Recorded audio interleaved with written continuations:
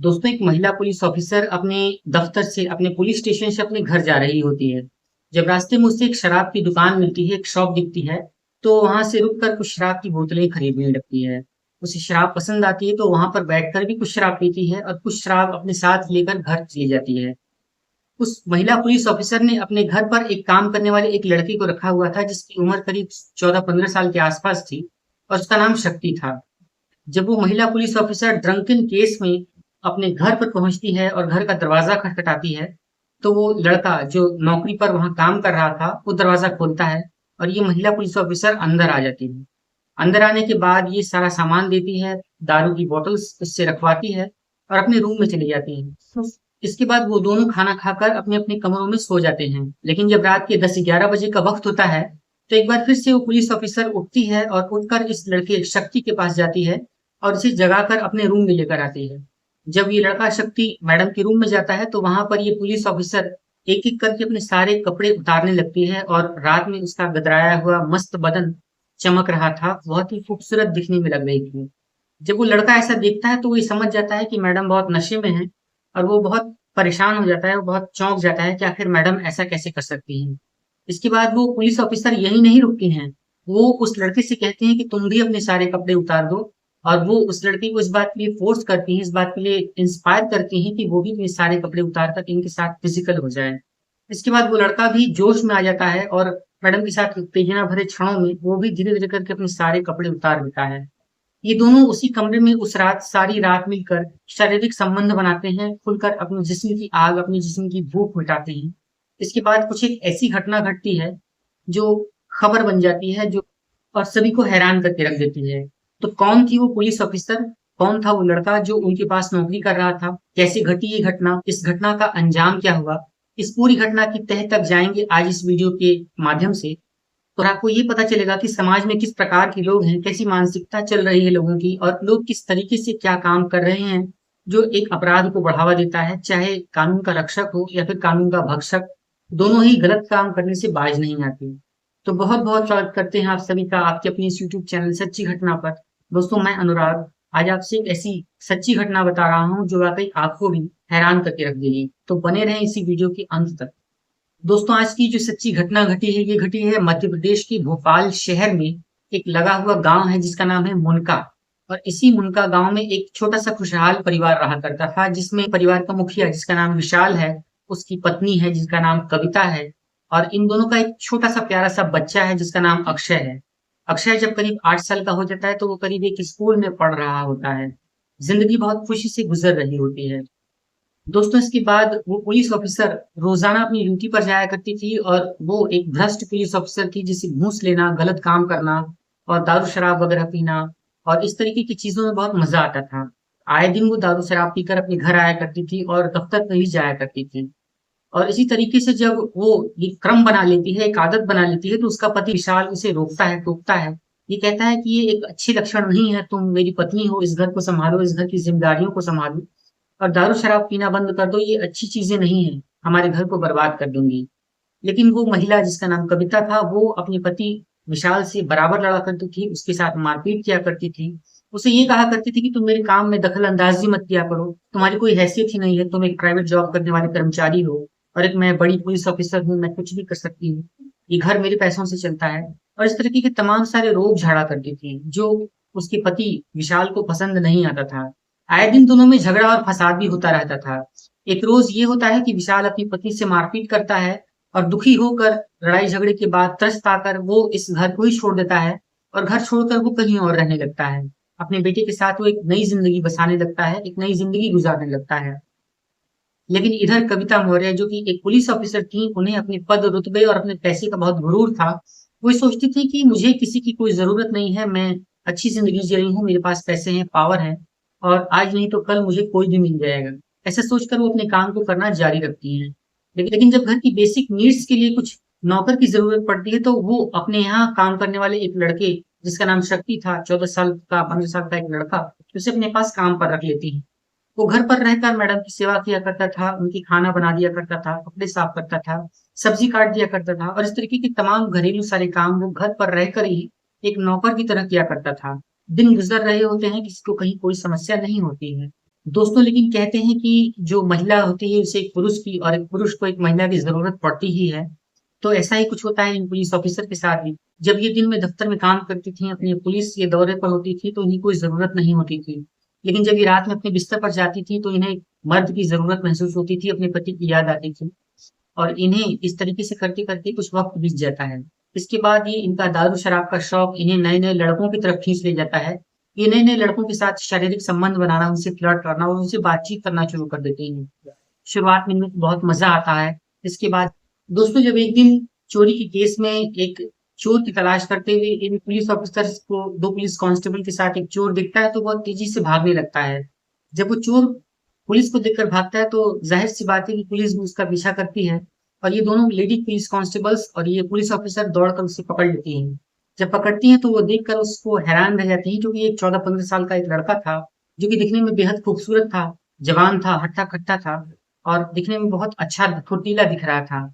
इस चीज़ को देखकर वो पुलिस ऑफिसर्स उसको थाने में बंद नहीं करती हैं, लेकिन उससे ये कहती हैं कि अगर तुम मेरे साथ मेरे घर पर रहकर मेरा काम करोगे, मेरे ज़रूरतों को पूरा करोगे, मेरे घर के काम कर दिया करोगे, तो मैं तुम्हें सुधरने का एक मौका समझकर छोड़ दूँगी, तुम्हें पुलिस में बंद नहीं कराऊँगी और तुम्हारे पर कोई केस भी नहीं करूँगी और तुम बच जाओगे, तुम अपनी ज़िंदगी भी शुरू कर सकते हो।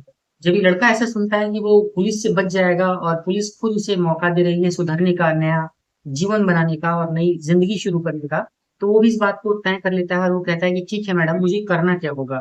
तो पुलिस ऑफिसर्स अपने घर ले जाती हैं, अपने घर का सारा काम दिखाती हैं और कहती हैं कि आज तुम्हें इसी घर में रहकर इस काम को करना पड़ेगा, मेरी घर की देखभाल करनी होगी, मेरी ज़रूरतों को पूरा करना होगा। और ऐसा कुछ 10, 15, 20 दिन तक अगर तुम करते रहे, ठीक से काम किया, तुम्हारा व्यवहार अच्छा रहा, तो मैं तुम्हें यहाँ से भी छोड़ दूँगी, तुम अपनी नई ज़िंदगी शुरू कर सकते हो। वो लड़का भी बहुत खुश हो जाता है, वो ये सोचता है कि आखिर 10-15 दिन की ही तो बात है और इतने दिन में मैं एक नई ज़िंदगी शुरू कर सकता हूँ। इस काम को करने के बाद मुझे कुछ पैसे मिल जाएँगे और मैडम मुझे सुधरने का मौका दे रही हैं, तो मुझे इस काम को ज़रूर करना चाहिए। ऐसा सोचकर वो मैडम के पास ही रहने लगता है, वक़्त गुज़रने लगता है। धीरे-धीरे उस लड़के शक्ति ने मैडम के पूरे घर को सँभाल लिया, उनके कपड़े साफ कर दिया करता था, उनके लिए खाना बना देना, उनके लिए सभी चीज़ों की ज़रूरतों को पूरी करते रहना। ऐसा करते-करते वक़्त गुज़रने लगता है और अब वो लड़का भी मैडम के साथ फ़ैमिलियर हो चुका था। आए दिन ये पुलिस ऑफ़िसर कविता उस लड़के शक्ति को लेकर मार्केट भी जाया करती थी, उसके लिए पसंद के कपड़े, कुछ जूते, कुछ ज़रूरत की चीज़ें उसे भी दिला दिया करती थी।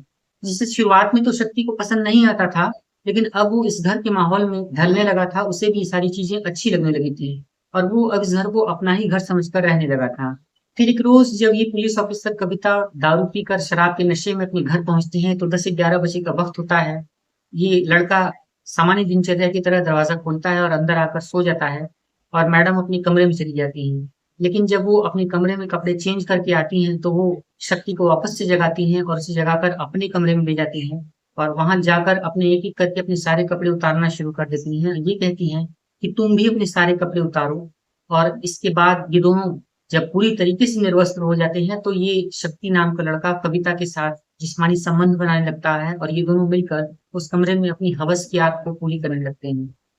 दोस्तों शक्ति इतनी ज़बरदस्त तरीके से कविता के साथ संबंध बना रहा था कि मैडम बहुत खुश हो जाती हैं और वो इसके परफ़ॉर्मेंस को देखकर, इसकी शक्ति को देखकर, इसके स्टैमिना को देखकर ये सोचती हैं कि अब क्यों ना मैं इसे हमेशा के लिए अपने पास रख लूँ और ये मेरे पास रहकर एक स्लेव की तरह काम करेगा, मेरे घर को भी सँभालेगा और मेरी शारीरिक भूख को भी शांत किया करेगा। ऐसा सोचकर कविता उस लड़के शक्ति को अपने घर पर ही रोक लेती हैं।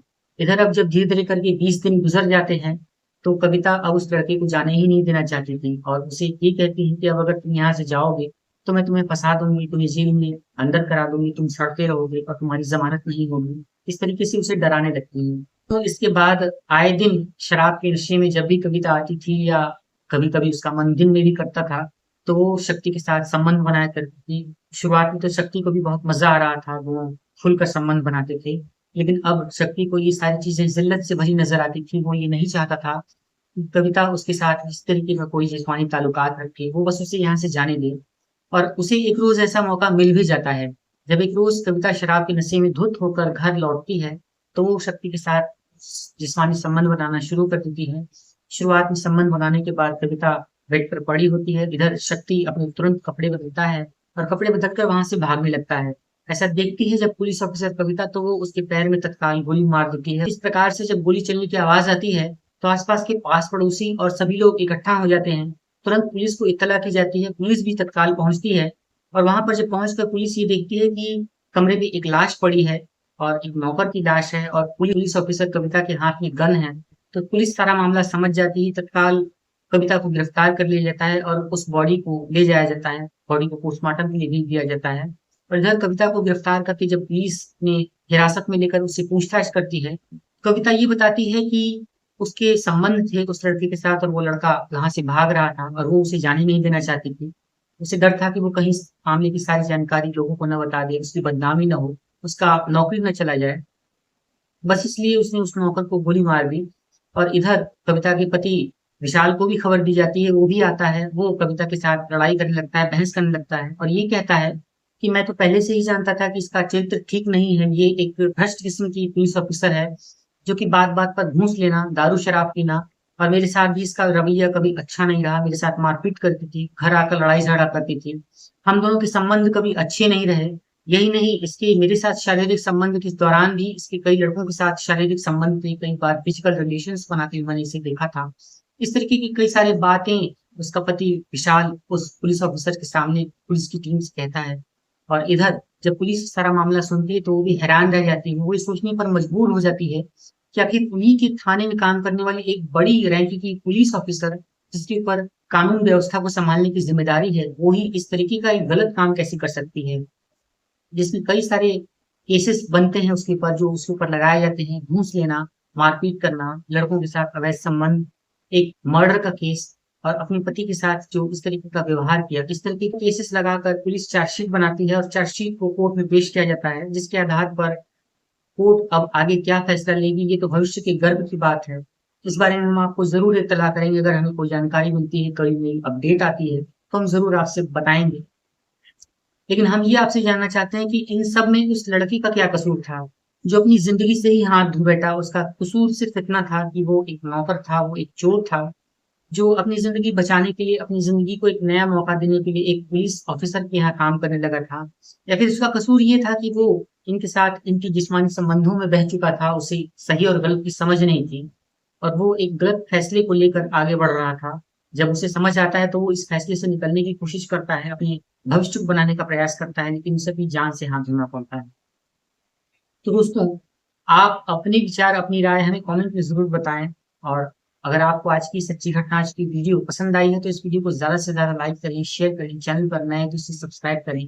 दोस्तों, इस पूरी सच्ची घटना को जो सुनाने का उद्देश्य था, वो किसी का भी दिल दुखाना या किसी को भी परेशान करना कतई नहीं है। दरअसल हम आपको इस तरह की सच्ची वारदातों को बताकर जागरूक करना चाहते हैं, ये बताना चाहते हैं कि आपके आस-पास जो इस तरीके के माहौल है, इस तरीके के जो समाज में लोग रह रहे हैं, उनकी पहचान करनी मुश्किल ज़रूर है।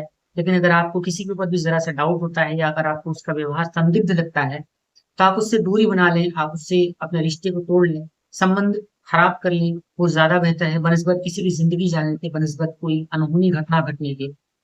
सतर्क रहना दुर्घटना के घटने से पहले अच्छा होता है। यही हम इस वीडियो के माध्यम से आपसे इसे कहना चाहते हैं और अगर आप सच्ची घटना पर नए हैं, तो इस वीडियो को लाइक करके वीडियो को ज़्यादा से ज़्यादा शेयर करें, चैनल पर नए हैं तो इसे सब्सक्राइब करें। दरअसल हम इस तरह की वारदातों को बताकर आपको जागरूक करना चाहते हैं, ये बताना चाहते हैं कि जो इस तरह की वारदातें हमारे आस-पास घट रही हैं, उन्हें अगर हम जागरूक रहें, सतर्क रहें और संदिग्ध गतिविधियों पर नज़र रखें, तो इन्हें रोका तो नहीं जा सकता, लेकिन इन्हें कम ज़रूर किया जा सकता है। दोस्तों, आप उस पुलिस ऑफिसर कविता के संबंध में क्या कहना चाहेंगे? हमें ज़रूर बताइएगा। गलती किससे थी? क्या उस लड़के की या उस पुलिस ऑफिसर की या उस पति की जो अपनी पत्नी के ऊपर लगाम नहीं रख सका और अपनी पत्नी को इस तरह से ढील दे दी, छूट दे दी, उससे खुद दूरी बना ली और अपनी पुलिस ऑफिसर कविता के ऊपर नज़र न रख सका? अपनी राय हमें ज़रूर बताइएगा। सच्ची घटना चैनल पर यहाँ तक वीडियो को देखने के लिए आप सभी का बहुत-बहुत शुक्रिया। धन्यवाद। एक नई वीडियो में फिर मिलते हैं, तब तक के लिए जय हिंद, टेक केयर।